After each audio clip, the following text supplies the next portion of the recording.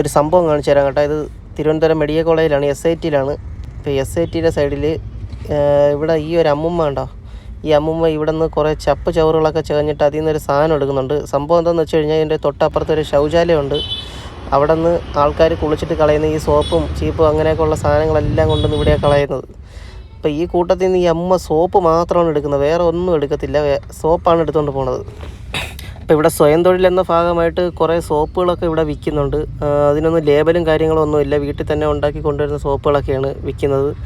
അപ്പം ഈ കൊണ്ടുപോകുന്ന ഈ വേസ്റ്റിൽ നിന്നൊക്കെ കൊണ്ടുപോകുന്ന ഈ സോപ്പുകളൊക്കെ അതിൽ മിക്സിങ് ചെയ്യുന്നുണ്ടോ എന്ന് സംശയമുണ്ട്. അങ്ങനെ ഒരാൾ നമ്മളത് പറയുകയും ചെയ്തായിരുന്നു. ഇതിനെക്കുറിച്ചുള്ള കാര്യങ്ങളൊന്നും നമുക്ക് കറക്റ്റായിട്ട് അറിയത്തില്ല.